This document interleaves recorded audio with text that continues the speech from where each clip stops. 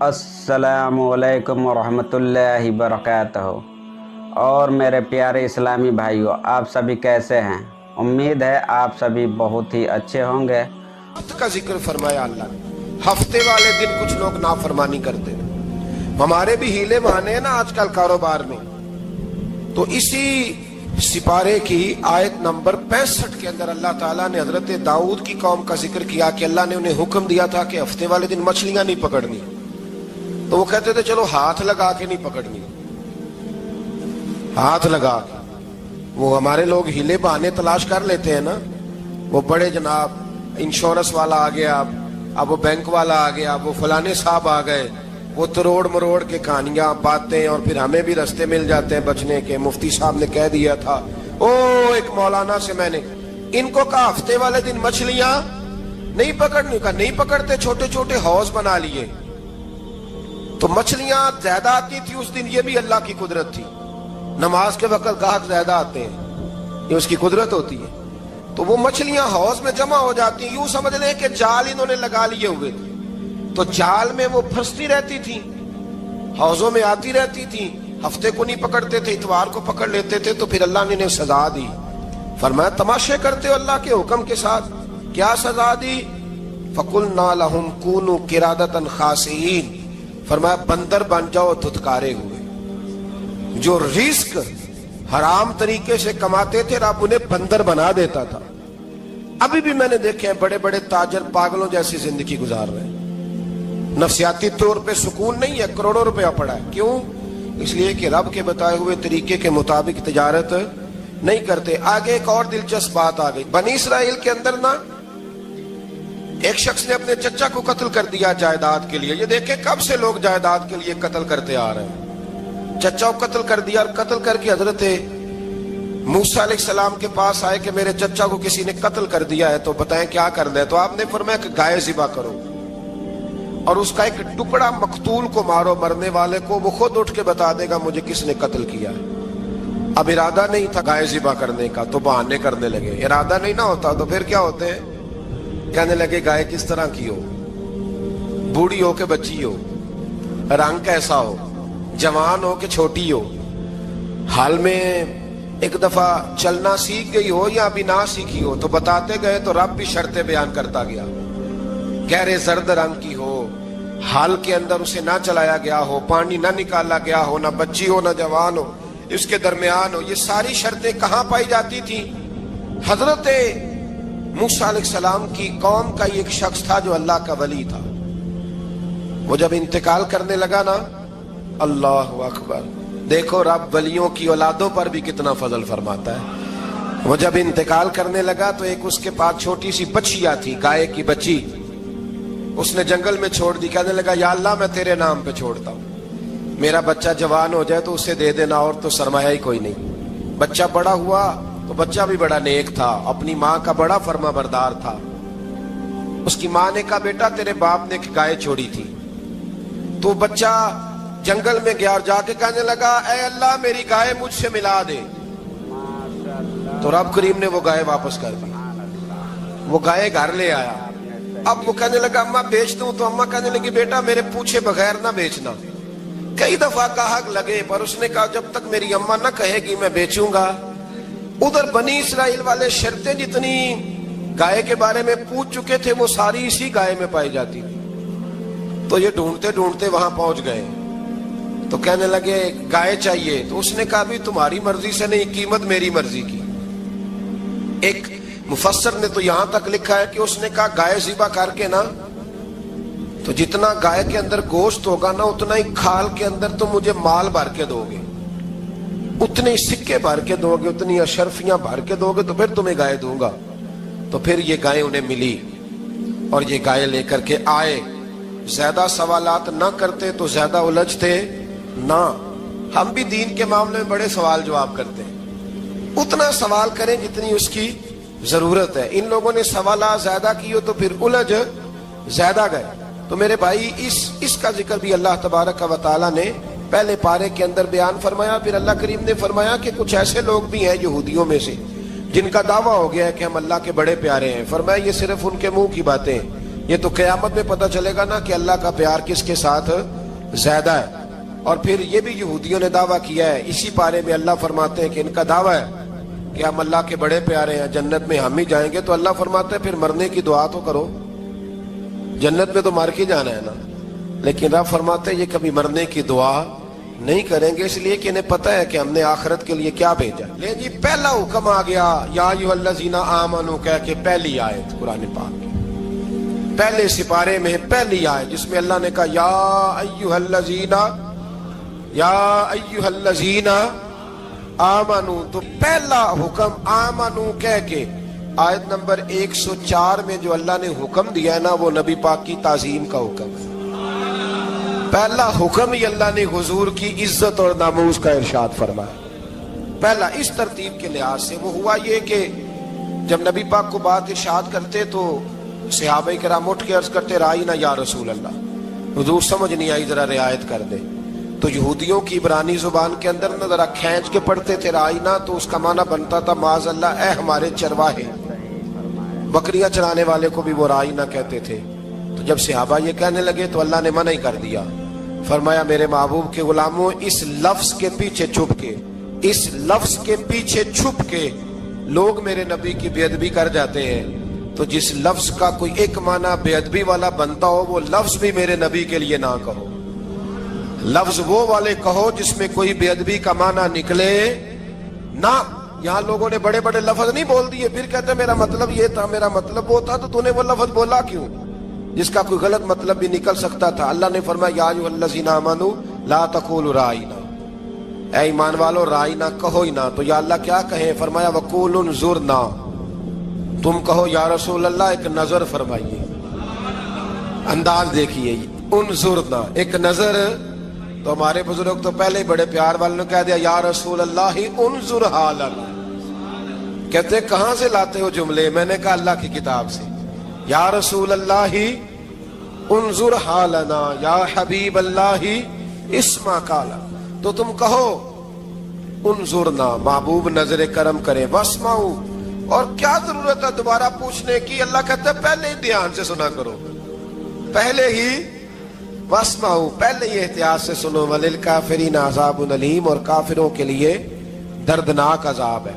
لے جی اسی پارے میں اللہ تبارک و تعالیٰ نے پھر اہل یہود کا ذکر کیا، تو یہود کہنے لگے کہ ہم حضرت ابراہیم کے ماننے والے ہیں، تو اللہ کریم نے وہ بھی ذکر کیا کہ میں نے تو ابراہیم کو آزمایا ہے، وَإِذِ ابْتَلَىٰ إِبْرَاهِيمَ رَبُّهُ بِكَلِمَاتٍ فَأَتَمَّهُنَّ، ہم نے ابراہیم کو کچھ چیزوں سے آزمایا ہے، وہ ہماری آزمائش پہ پورے اترے۔ قَالَ إِنِّي جَاعِلُكَ لِلنَّاسِ إِمَامًا، تو پھر ہم نے انہیں کہا کہ ہم آپ کو پوری دنیا کا امام بنائیں گے۔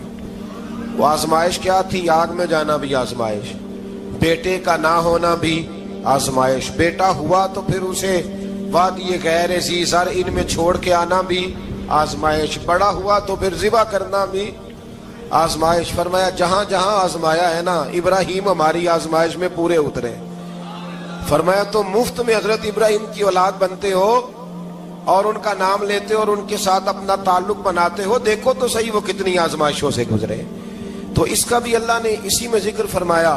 اور پھر وہ بات کرتے تھے حضرت یعقوب کی اور حضرت اسحاق کی، تو فرمایا وہ تو ہمارے اتنے خاص بندے تھے کہ وصال کا وقت بھی انہوں نے اپنی اولادوں کو نصیحت فرمائی تھی کہ اللہ کی توحید پہ قائم رہنا، اس کا ذکر بھی اللہ نے اسی پارے میں بیان فرمایا۔ اور جو حضرت ابراہیم اور جناب اسماعیل نے کعبہ تعمیر کیا تو اس کا ذکر بھی اللہ تعالیٰ نے اسی بارے میں فرمایا۔ فرمایا جب وہ کعبہ بنا رہے تھے تو کہہ رہے تھے ربنا تقبل منا، کہہ رہے تھے اے اللہ بنا ہم نے دیا ہے پر مہربانی فرما ہم سے قبول فرما لے۔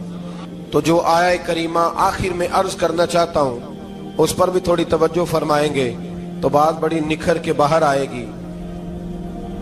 یہ 16ویں رکوع کے اندر اللہ نے پھر یہود کا اور عیسائیت کا ذکر فرمایا تو اللہ کریم نے ایک بات ارشاد فرمائی، یہودیوں کے ہاں جب کوئی بچہ پیدا ہوتا تھا پیلے رنگ کے ساتھ اس کو رنگتے تھے، یا کوئی خاص رنگ تھا ان کا، بچہ پیدا ہوتا تو اس پر وہ رنگ چڑھاتے کہ یہ جی ہمارے مذہب کا رنگ ہے۔ ہمارے ہاں بھی رسمیں ہیں نا اپنی اپنی، معاذ اللہ اپنی اپنی نہیں ہونی چاہیے، اللہ رسول کا حکم ہونا چاہیے۔ تو یہودیوں کے ہاں بچہ پیدا ہوتا تو ایک خاص رنگ چڑھاتے، عیسائیوں کے ہاں پیدا ہوتا تو وہ بھی ایک خاص رنگ چڑھاتے، تو مسلمانوں کے ہاں بچے پیدا ہوئے تو انہوں نے بھی توجہ کی کہ یہ کیا ہو رہا ہے، تو رب کریم نے فرمایا صبغۃ اللہ، رنگ اللہ کا ہی ہے، ومن احسن من اللہ صبغہ، اور فرمایا اللہ کے رنگ سے زیادہ خوبصورت کس کا رنگ ہو سکتا ہے؟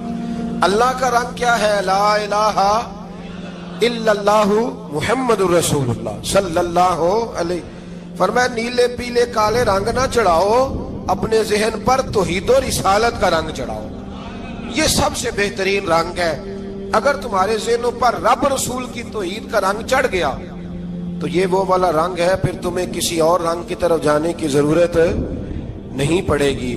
تو فرمایا رنگ وہ پیدا کرو جو توحید کا ہے، رسالت کا ہے، اس رنگ کی توجہ کرو۔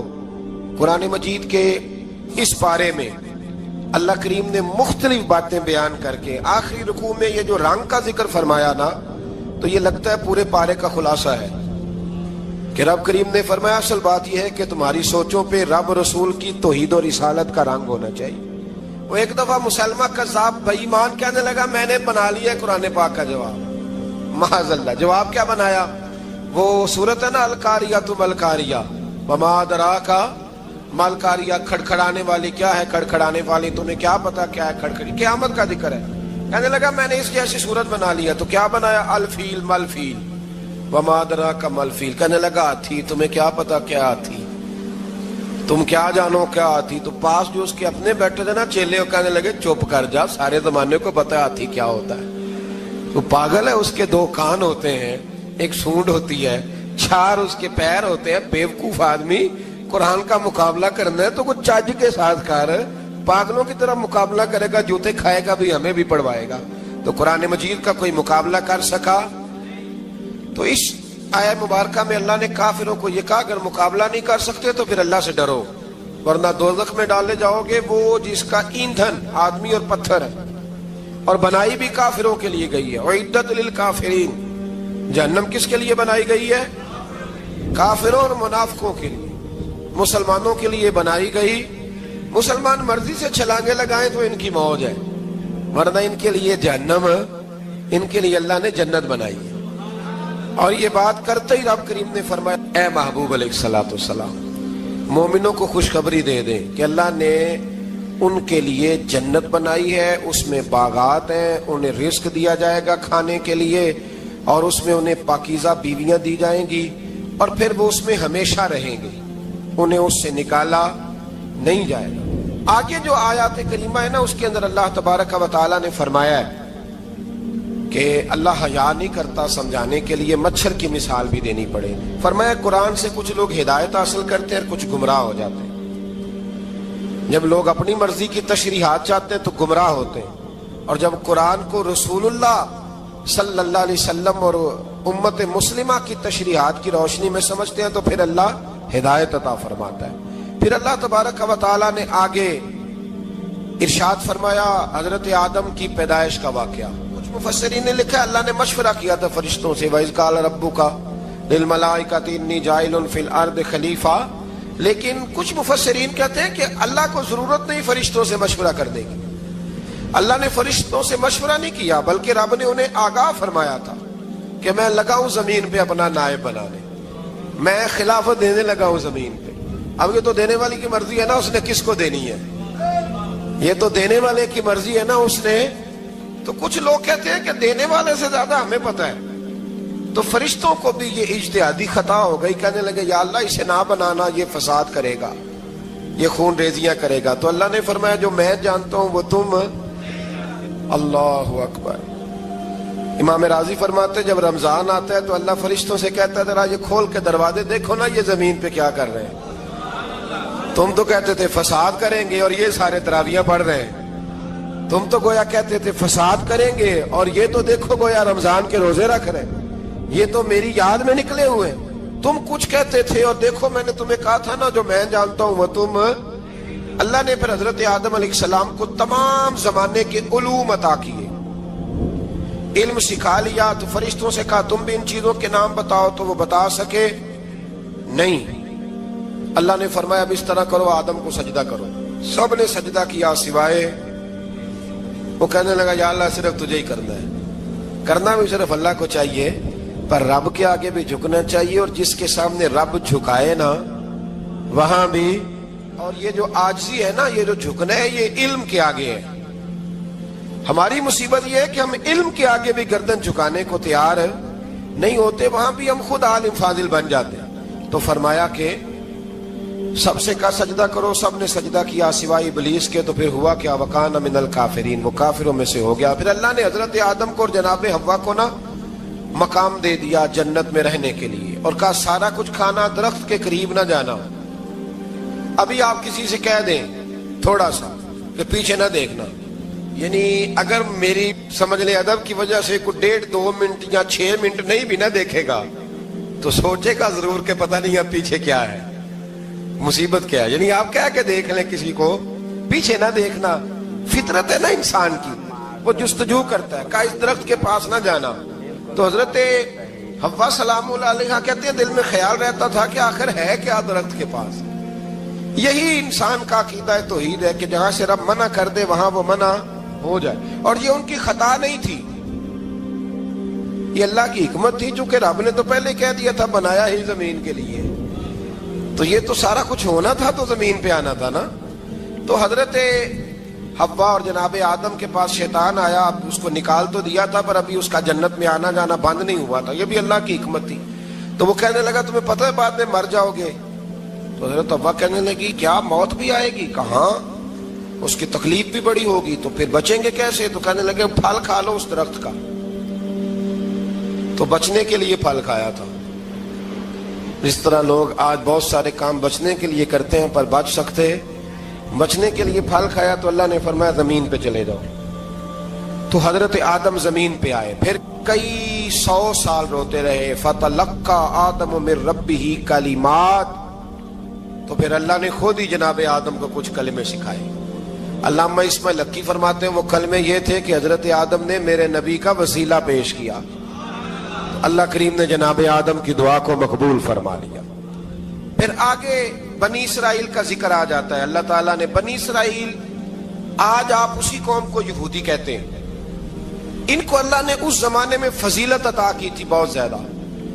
تو عرب کے اندر جب نبی پاک علیہ السلام نے اعلان نبوت کیا تو کچھ لوگوں نے یہ کہہ دیا کہ اگر یہ یہودی کلمہ پڑھ لیں گے تو ہم بھی پڑھ لیں گے. تو پھر اللہ نے انہیں یاد کرایا کہ تم اصل میں کیا ہو، تمہیں کلمہ پڑھنا چاہیے. تو اہل یہود کا تذکرہ کرتے کرتے رب کریم نے ایک بات یہ بھی ارشاد فرمائی کہ تم لوگوں کو تو کہتے رہے ہو کہ وہ نبی آنے والے ہیں، وہ نبی آنے والے ہیں، اور جب آ گئے ہیں تو ماننے کو تیار نہیں ہو. تو فرمایا تأمرون الناس بالبر وتنسون انفسکم وانتم تتلون الکتاب، لوگوں کو بھلائی کا حکم دیتے ہو اور اپنے آپ کو بھول جاتے ہو. افلا تعقلون، تمہیں عقل نہیں؟ پھر اللہ نے انہیں یہ بھی یاد کرایا کہ یاد کرو وہ زمانہ کہ جب فرعون نے خواب دیکھ لیا تھا کہ کوئی بچہ اس کی سلطنت کو تباہ کرے گا، تو پھر اس نے تمہارے بچوں کو ذبح کرانا شروع کیا اور تمہاری بیٹیوں کو چھوڑتا تھا. فرمایا یہ بھی تو تم نے دیکھا، میں نے تمہیں پھر تم سے کہا جہاد کرو قوم عمالقہ کے خلاف، تو مقام طیہ میں جا کے یہ لوگ کہنے لگے ہم سے جہاد نہیں ہوتا.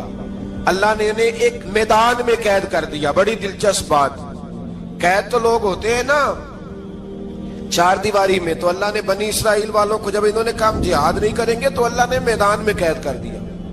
میدان میں، یہ یاد رکھیں، جب انسان اللہ کی نافرمانی کرتا ہے تو اسے ایسی قید ملتی ہے جس کا اس نے تصور بھی نہیں کیا ہوتا.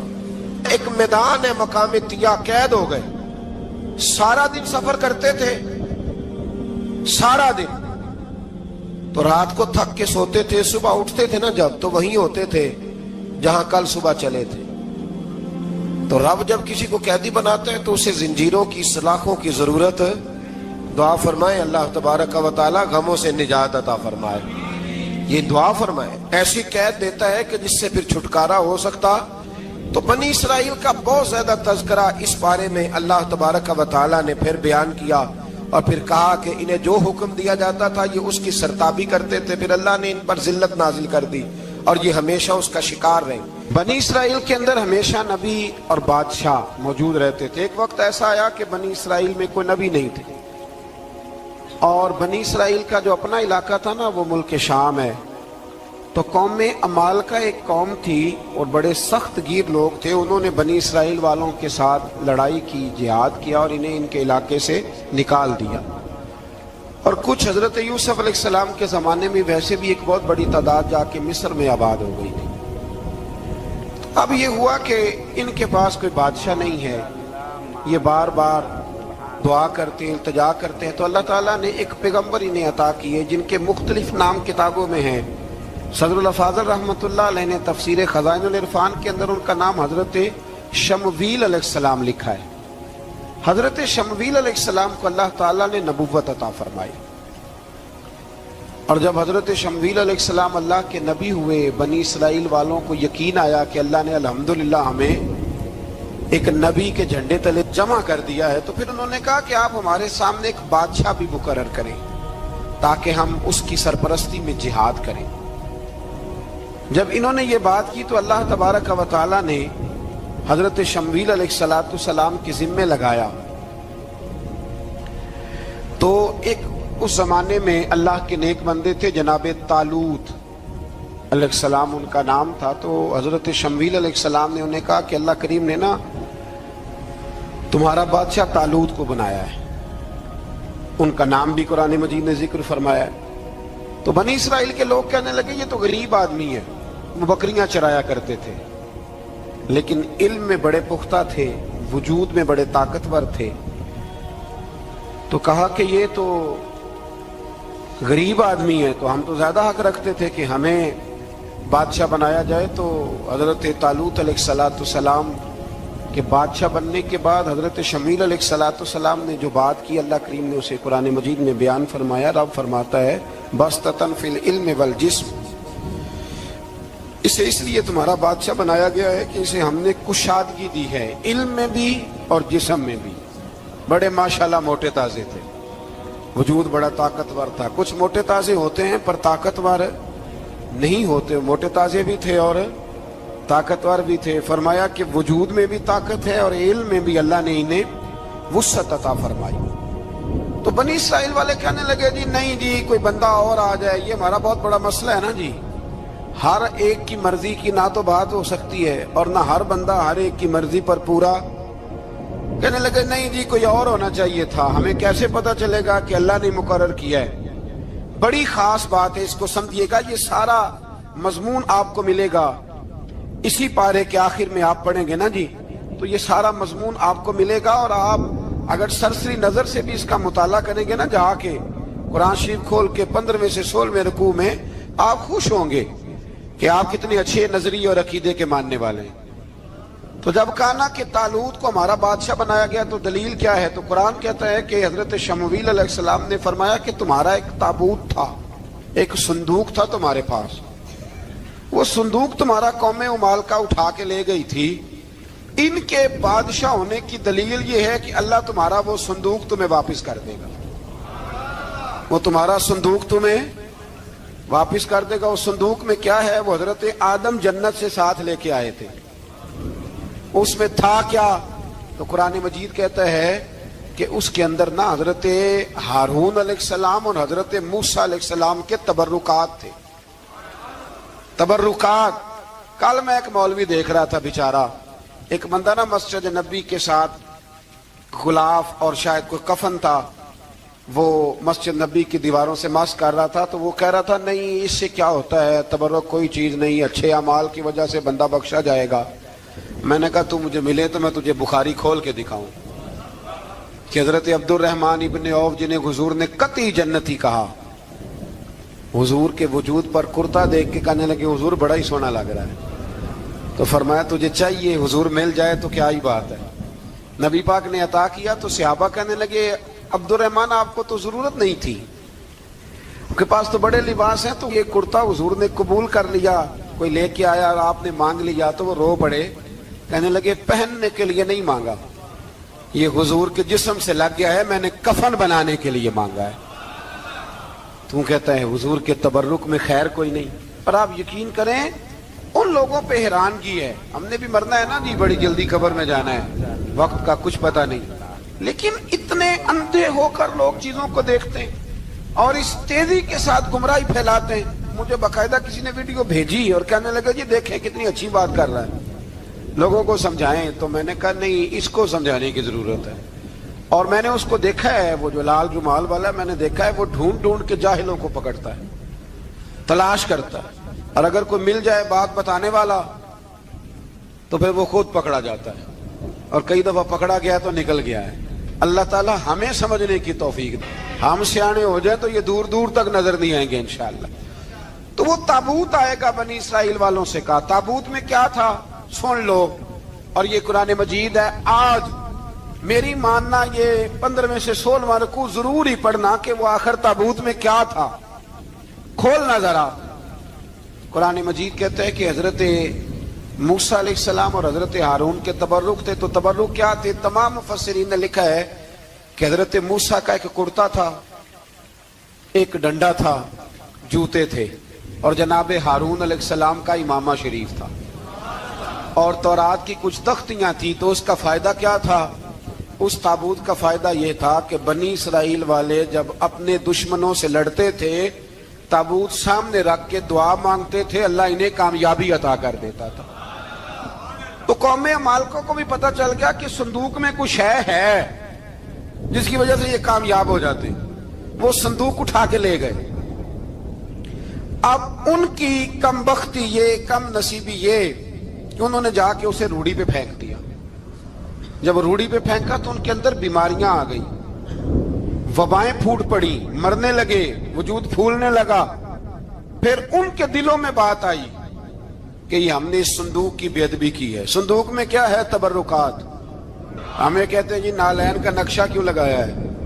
تمہارے تو بزرگوں کا عقیدہ ہے سر پہ رکھنے کو مل جائے اگر نقش نالے پاک حضور تو پھر کہیں گے کہ ہاں تاجدار ہم بھی ہیں. تو کہا کہ اس کے اندر یہ تبرکات تھے. انہیں بھی سمجھ میں آئی تو انہوں نے نا بیل گاڑی منگائی اور وہ صندوق اٹھا کے اس کے اوپر رکھ دیا. اب کیا ہوا؟ قرآن کہتا ہے کہ فرشتوں نے نا اس صندوق کو وہاں سے اٹھایا. مفسرین نے لکھا اس کا معنی یہ بھی ہو سکتا ہے کہ اس بیل گاڑی کو ڈائریکشن پہ لگایا. ادھر سے حضرت شمویل علیہ السلام نے جناب طالوت کو بادشاہ بنا دیا, اور ادھر سے وہ صندوق چل پڑا. کہا بھئی ہم ان کو کیسے بادشاہ مانے؟ تو فرمایا بادشاہ اس طرح مانو گے کہ تمہارا وہ صندوق آ جائے گا.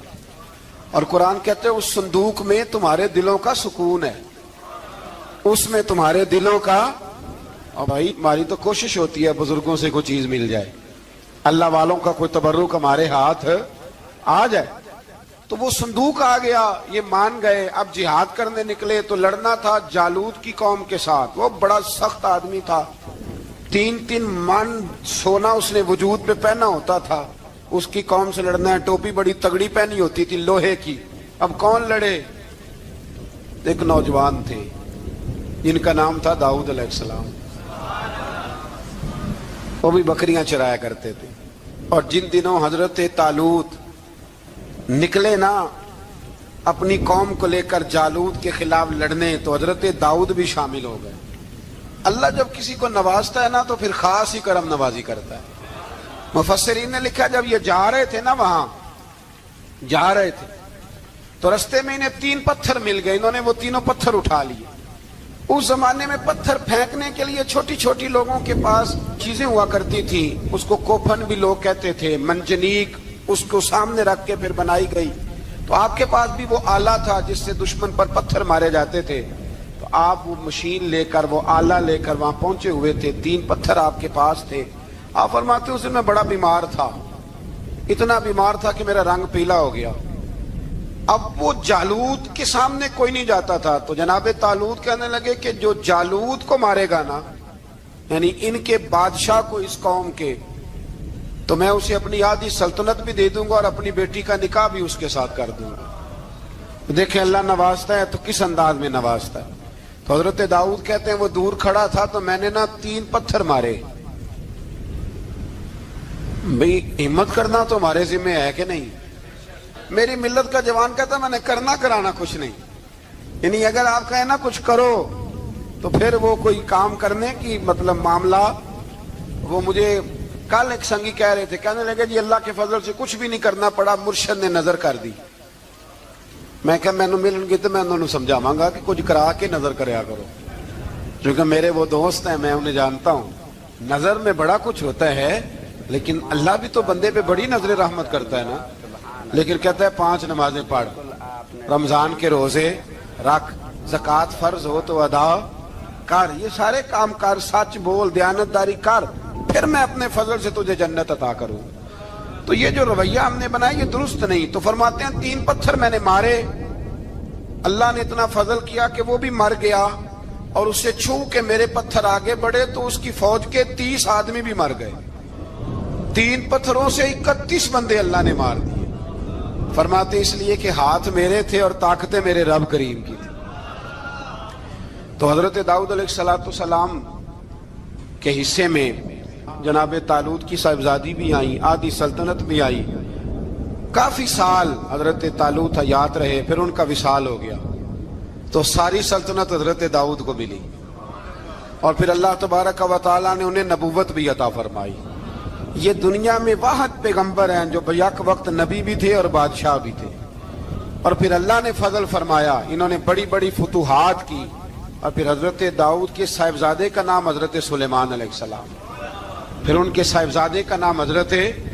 تو یہ ہوا کیسے؟ یہ سارا کچھ اللہ تبارک و تعالیٰ کے فضل سے ہوا، اس کے کرم سے ہوا۔ اب اس واقعہ سے ہمیں کیا پتہ چلتا ہے؟ ہمیں یہ پتہ چلتا ہے کہ رب جب فضل فرمائے نہ کسی پہ بھی، تو ہمیں اس بندے کو دیکھ کے راضی ہونا چاہیے، کوئی شکوہ نہیں کرنا چاہیے۔ اور دوسری بات یہ سمجھ لینا چاہیے کہ حکومتیں، مال، دولت یہ صرف سیاستوں سے نہیں ملتی، یہ خدا کے فضل سے ملتی۔ اور یہ بھی سمجھ لینا چاہیے کہ جو بزرگوں کے تبرکات ہوتے ہیں ان کی کیا ہی بات ہوتی ہے۔ چند باتیں ایسی تھیں کہ میرا دل کرتا تھا ان کو دہرایا جائے، اور خاص کر کے ان باتوں پر توجہ کی جائے۔ یہاں نا اللہ تبارک و تعالیٰ نے ان باتوں میں سے ایک بات کا ذکر فرمایا ہے۔ یہاں 207 نمبر جو آیت ہے نا اسی پارے کی، اس میں اللہ کریم نے فرمایا کچھ لوگ ایسے ہیں جو اپنی جانیں ہی اللہ کے حوالے کر دیتے ہیں، زندگی کا مقصد دین ہوتا ہے، لٹا دیتے ہیں۔ یہ نازل کب ہوئی؟ یہ آیہ مبارکہ حضرت صہیب رومی کے بارے میں نازل ہوئی۔ حضرت صہیب رومی رضی اللہ تعالیٰ عنہ بڑے مالدار تھے، مکے سے جب چلے نا تو سارا مال مکے میں چھوڑ دیا، اس لیے کہ اللہ کے رسول مدینے چلے گئے۔ فرماتے ہیں پھر میں نے مال و دولت کی پرواہ نہیں کی، پھر میں نے یہ سوچا کہ میں نے اپنے حبیب کے پاس طیبہ کے لیے جب نکلا تو کفار نے، قریش مکہ نے روکا، ہم نہیں جانے دیں گے۔ حضرت صہیب رومی فرمانے لگے بھی سنو، میں کمزور نہیں، میں طاقتور آدمی ہوں، اور تم میں سے کوئی ایسا مائی کا لال نہیں جو تیر چلانے میں مجھ سے زیادہ سیانا ہو، تلوار چلانے میں مجھ سے زیادہ عقل مند ہو، جانا مدینے میں نے ہے۔ اب یہ ہے کہ تم بتاؤ میرے ساتھ تیروں تلواروں سے لڑو گے یا میں تمہیں ایک سودا بتاؤں وہ سودا کرو گے؟ قریش کہنے لگے سودا کیا ہے؟ کہنے لگے میرا بڑا مال ہے، میں مکے میں دفن کر کے آیا ہوں، تم مجھے مدینے جانے دو، میں تمہیں سارے مال کا پتہ بتا دیتا ہوں۔ ہزاروں لاکھوں میں تھا مال تجارت۔ دیکھیں جب صحابہ مدینے جاتے تھے تو کتنی قیمت دے کے جایا کرتے تھے۔ تم مجھے جانے دو، میں تمہیں وہاں کا پتہ بتاتا ہوں۔ انہوں نے کہا جی بات ٹھیک ہے، آپ پتہ بتا دیں۔ حضرت صہیب نے ساری زندگی کی جمع پونجی ہزاروں لاکھوں میں ساری دے دی اور مدینے کے لیے تیار ہو گئے۔ اللہ کریم نے اس بات کو بڑا ہی پسند فرمایا اور فرمایا وَمِنَ النَّاسِ مَن يَشْرِي نَفْسَهُ ابْتِغَاءَ مَرْضَاتِ اللَّهِ، فرمایا کچھ لوگ ایسے ہیں جو اپنی جانیں ہی بیچ دیتے ہیں اللہ کی رضا حاصل کرنے کے لیے، اپنی جانیں بیچ دیتے ہیں۔ نَفْسَهُ ابْتِغَاءَ مَرْضَاتِ اللَّهِ، اللہ کی رضا حاصل کرنے کے لیے اپنی جانوں کو بیچ دیتے ہیں۔ تو فرمایا پھر اللہ کیا کرتا ہے؟ فرمایا واللہ رؤوف بالعباد، پھر اللہ بھی اپنے بندوں پر بڑا ہی رحم فرمانے والا ہے۔ جب یہ سارا مال دے کے مدینے پہنچے نا تو ان کے استقبال کے لیے جناب عمر پہلے سے موجود تھے۔ حضرت عمر ریسیو کر کے نبی کریم کی بارگاہ میں لے گئے تو فرماتے ہیں حضور نے مجھے دیکھتے ہی فرمایا صہیب زندگی میں تم نے بڑی تجارتیں کی ہوں گی، پر یہ جو تم نے سودا کیا ہے نا یہ بڑا ہی نفع والا کیا ہے، یہ جو سودا فرمایا یہ تو نے بڑا۔ تو دین کے لیے جب آپ کوئی کام کرتے ہیں تو یہ سودا بڑا نفع والا۔ ایک مضمون اور یہاں ہے، 216 نمبر آیت میں، وہ بھی بڑا ہی سمجھنے والا ہے۔ اللہ کریم نے جب جہاد فرض کیا نا تو فرمایا کتب علیکم القتال، ہم نے تم پر قتل کرنا، قتال کرنا فرض کیا ہے۔ فرمایا ہو سکتا ہے تمہیں یہ کراہت محسوس ہو، مشکل لگے، برا لگے۔ ایک بات جو آج کی نصیحت ہے اور مضامین قرآن جو ہم سیکھ رہے ہیں اس کے اندر سے ہمیں یہ خاص چیز ہے، اس کو سمجھنا چاہیے۔ اللہ کریم نے فرمایا کہ تم پر جہاد فرض کیا گیا ہے، وَهُوَ كُرْهٌ لَكُمْ، ہو سکتا ہے تمہیں ناپسند ہو، تو ایک نہ ساری زندگی کے لیے ایک نصیحت کر دی۔ فرمایا وَعَسَىٰ أَن تَكْرَهُوا شَيْئًا، ہو سکتا ہے تم کسی چیز کو ناپسند کرو، وَهُوَ خَيْرٌ لَكُمْ، اور وہ تمہارے لیے اچھی ہو۔ اللہ اکبر، یہ وہ بات ہے اگر سمجھ میں آ گئی تو کلیجہ ٹھنڈا ہو گیا، زندگی سکون میں آ گئی۔ فرمایا ہو سکتا ہے تم کسی چیز کو ناپسند کرو اور وہ تمہارے لیے بہتر ہو۔ وَعَسَىٰ أَن تُحِبُّوا شَيْئًا، ہو سکتا ہے تم کسی چیز سے محبت کرو، وَهُوَ شَرٌّ لَكُمْ، اور وہ تمہارے لیے بری ہو، اچھی۔ بس میرے رب نے ایک بات مسلمان کو بتا دی جو جینے کے لیے بڑی کافی ہے۔ فرمایا تم میرے اور میرے رسول کے حکم پر چلو۔ کیوں؟ اس لیے کہ واللہ یعلم وانتم لا تعلمون، اللہ جانتا ہے تم نہیں جانتے۔ ہمیں بے قراری زندگی میں اس لیے کہ ہم حقیقت پسند نہیں، ہم بہانوں میں، ہم ہواؤں میں جیتے ہیں، ہواؤں میں، خیالات میں زندگی گزارتے ہیں۔ بڑا ٹائم پڑا ہے، مثلاً کتنا میرے رسول کریم صلی اللہ تعالی علیہ وآلہ وسلم نے ایک دن صحابہ سے فرمایا تمہیں حیا نہیں آتی؟ حضور کیا ہوا؟ فرمایا وہ والے مکان بناتے ہو جن میں تم رہ نہیں سکتے، وہ والا مال جمع کرتے ہو جو کھا نہیں سکتے، حیا نہیں آتی؟ عرض کی حضور حکم کریں تو محبوب فرمانے لگے جوتے کا ایک تسمہ بند کرتا ہوں تو سوچتا ہوں دوسرا بند کرنے سے پہلے موت آ جائے گی، ایک سانس اندر جاتی ہے تو دوسرا آنے سے پہلے میں یاد کرتا ہوں کہ مجھے دنیا سے جانا ہے۔ تمہیں حیا نہیں آتی؟ وہ مکان بناتے ہو جن میں رہ ہی نہیں سکتے، وہ مال جمع کرتے ہو جو کھا، حقیقت پسند نہیں بھائی۔ ہم بہت سارے لوگ یہاں بڑی باتیں سناتے ہیں، بڑی، میں کہتا ہوں اصل میں نا زیادہ باتیں سنا کے نا بیچارہ اپنے آپ کو مطمئن کرنا چاہتا ہے، اصل بات یہ ہے کہ اندر سے نا ہلا ہوا ہے، کچھ بھی نہیں، بڑا زیادہ ہنستا ہے اور مجھے لگتا ہے کہ کوئی گہرا زخم چھپا رہا ہے۔ اس لیے ملمہ سازی، حقیقت پسند بنو، حقیقت پسند۔ یاد رکھنا من ترک صلاۃ متعمدا فقد کفر، میرے رسول نے حقیقت بیان کی، فرمایا جس نے ایک نماز بھی جان بوجھ کے چھوڑی اس نے رب کے رب ہونے کا انکار کیا، اس نے کفران نعمت کیا۔ یہ حقیقت ہے، کوئی کلیریفیکیشن نہیں، کوئی وضاحت نہیں۔ جو نماز نہیں پڑھتا جھوٹ بولتا ہے، غلط بیانی کرتا ہے۔ جو شخص رزق حرام کما کے کہتا ہے کہ اس کے بغیر گزارا نہیں چلتا، وہ جھوٹ بولتا ہے۔ اس لیے کہ رب فرماتا ہے جب تجھے پیدا کیا ہے تو تیرا رزق میرے ذمہ ہے۔ اللہ فرماتا ہے کہ لا یکلف اللہ نفسا الا وسعها، میں کسی پر وہ بوجھ نہیں ڈالتا جو اٹھا نہ سکے۔ نماز فرض کیا اس کا مطلب ہے ہم پڑھنے کے قابل ہیں، اس نے ہمارے ذمہ داریاں لگائی ہیں تو مطلب یہ ہے کہ ہم ذمہ داریاں ادا کرنے کے قابل ہیں، ورنہ وہ کہتا ہے میں وہ بوجھ ڈالتا ہی نہیں جو تجھ سے اٹھایا نہ جائے۔ اگر چاہتے ہو کہ زندگی میں اطمینان ملے تو خدا را حقیقت پسندوں والی زندگی گزارو۔ یہ فضاؤں میں زندہ رہنا، ہواؤں میں، اللہ بڑا معاف کرنے والا ہے، اللہ بڑا کریم ہے، معاف کر دے گا، تو بھئی یہ بات صحابہ کو بھی پتا تھی، یہ اہل بیت کو بھی خبر تھی، تو وہ تو قوم نے سبت کا ذکر فرمایا اللہ نے۔ ہفتے والے دن کچھ لوگ نافرمانی کرتے ہیں، ہمارے بھی ہیلے بہانے ہیں نا آج کل کاروبار میں۔ تو اسی سپارے کی آیت نمبر 65 کے اندر اللہ تعالیٰ نے حضرت داؤد کی قوم کا ذکر کیا کہ اللہ نے انہیں حکم دیا تھا کہ ہفتے والے دن مچھلیاں نہیں پکڑنی، تو وہ کہتے تھے چلو ہاتھ لگا کے نہیں پکڑنی، ہاتھ لگا کے۔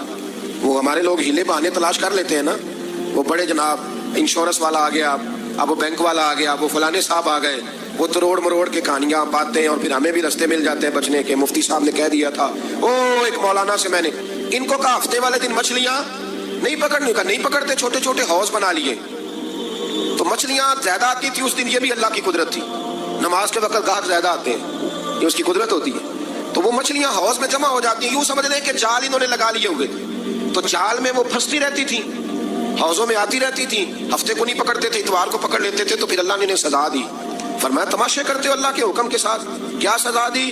فَقُلْنَا لَهُمْ كُونُوا قِرَادَةً خَاسِئِينَ، فرمایا بندر بن جاؤ دھتکارے ہوئے۔ جو رزق حرام طریقے سے کماتے تھے رب انہیں بندر بنا دیتا تھا۔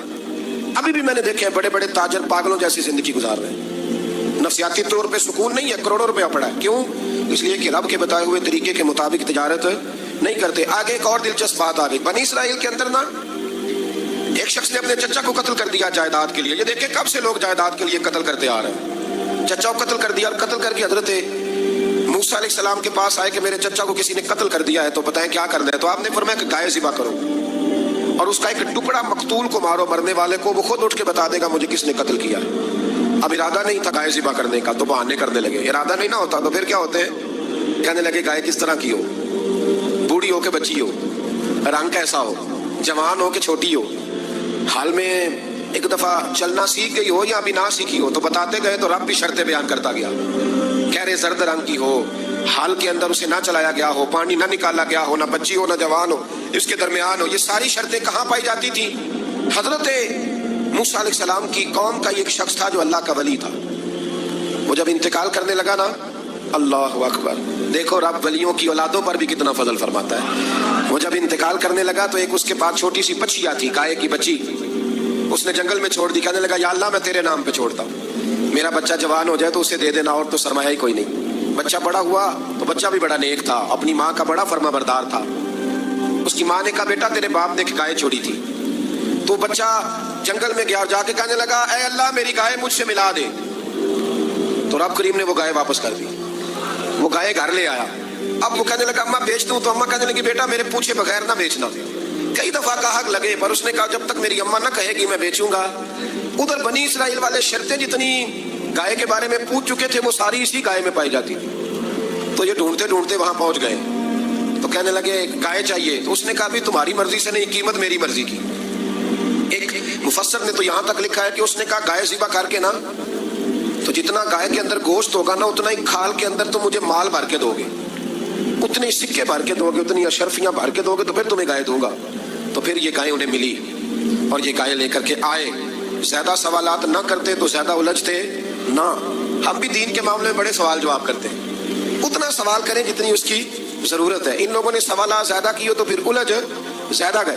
تو میرے بھائی اس کا ذکر بھی اللہ تبارک و تعالیٰ نے پہلے پارے کے اندر بیان فرمایا۔ پھر اللہ کریم نے فرمایا کہ کچھ ایسے لوگ بھی ہیں یہودیوں میں سے جن کا دعویٰ ہو گیا ہے کہ ہم اللہ کے بڑے پیارے ہیں۔ فرمایا یہ صرف ان کے منہ کی باتیں ہیں، یہ تو قیامت میں پتہ چلے گا نا کہ اللہ کا پیار کس کے ساتھ زیادہ ہے۔ اور پھر یہ بھی یہودیوں نے دعویٰ کیا ہے، اسی پارے میں اللہ فرماتے ہیں کہ ان کا دعویٰ ہے کہ ہم اللہ کے بڑے پیارے ہیں، جنت میں ہم ہی جائیں گے۔ تو اللہ فرماتے ہیں پھر مرنے کی دعا تو کرو، جنت میں تو مر کے جانا ہے نا۔ لیکن رب فرماتے ہیں یہ کبھی مرنے کی دعا نہیں کریں گے، اس لیے کہ انہیں پتہ ہے کہ ہم نے آخرت کے لیے کیا بھیجا۔ لیکن جی پہلا حکم آ گیا یا ایھا الذین آمنوا کہہ کے، پہلی آیت قرآن پاک پہلے سپارے میں پہلی آیت جس میں اللہ نے کہا یا ایھا الذین آمنوا، تو پہلا حکم آمنوا کہہ کے آیت نمبر 104 میں جو اللہ نے حکم دیا ہے نا وہ نبی پاک کی تعظیم کا حکم ہے۔ پہلا حکم ہی اللہ نے حضور کی عزت اور ناموس کا ارشاد فرمایا۔ پہلا اس ترتیب کے لحاظ سے وہ ہوا یہ کہ جب نبی پاک کو بات ارشاد کرتے تو صحابہ کرام اٹھ کے عرض کرتے رائینا یا رسول اللہ، حضور سمجھ نہیں آئی ذرا رعایت کر دے۔ تو یہودیوں کی عبرانی زبان کے اندر ذرا کھینچ کے پڑھتے تھے رائینا، تو اس کا معنی بنتا تھا معاذ اللہ اے ہمارے چرواہے، بکریاں چرانے والے کو بھی وہ رائینا کہتے تھے۔ تو جب صحابہ یہ کہنے لگے تو اللہ نے منع کر دیا، فرمایا میرے محبوب کے غلاموں اس لفظ کے پیچھے چھپ کے، اس لفظ کے پیچھے چھپ کے لوگ میرے نبی کی بے ادبی کر جاتے ہیں، تو جس لفظ کا کوئی ایک معنی بے ادبی والا بنتا ہو وہ لفظ بھی میرے نبی کے لیے نہ کہو، لفظ وہ والے کہو جس میں کوئی بے ادبی کا معنی نکلے نہ۔ یہاں لوگوں نے بڑے بڑے لفظ نہیں بول دیے، پھر کہتے میرا مطلب یہ تھا، میرا مطلب وہ تھا، تو تو نے وہ لفظ بولا کیوں جس کا کوئی غلط مطلب بھی نکل سکتا تھا۔ اللہ نے فرمایا یا ایھا الذین آمنوا لا تقولوا رائینا، اے ایمان والو رائینا کہو ہی نہ۔ تو یا اللہ کیا کہیں؟ فرمایا وقولوا انظرنا، تم کہو یا رسول اللہ ایک نظر فرمائیے، انداز دیکھیے، انظرنا ایک نظر۔